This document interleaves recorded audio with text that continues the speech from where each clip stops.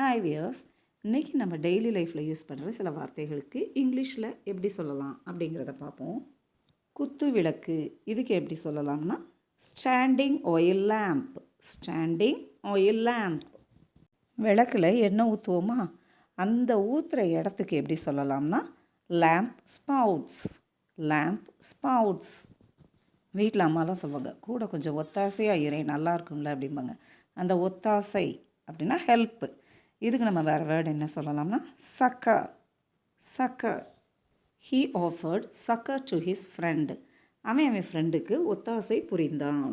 நம்ம ஊரில் நிறையா பேர் மனைவி சொல்லே மந்திரம் அப்படின்னு இருக்கிறவங்க இருக்காங்க. அவங்கள என்ன சொல்லலாம், பெண்டாட்டி தாசன் அப்படின்னு சொல்லுவாங்க. அதை இங்கிலீஷில் எப்படி சொல்லலாம்னா henpecked. ஹென்பெக்டு.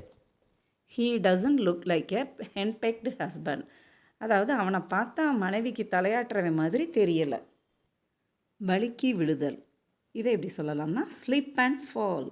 Slip and fall. He slipped on the wet floor and fell. அதாவது அவன் ஈரத்தரையில் வழுக்கி விழுந்துட்டான். இது தடுக்கி விழுந்துட்டான். எப்படி சொல்லலாம், trip and fall. Trip and fall. He tripped over a stone and fell down.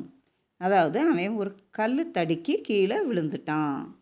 Okay wears, இன்றைக்கி பார்த்த வேர்ட்ஸ்லாம் எப்படி புதுசாக இருந்துச்சா? Will meet in the next video. Bye.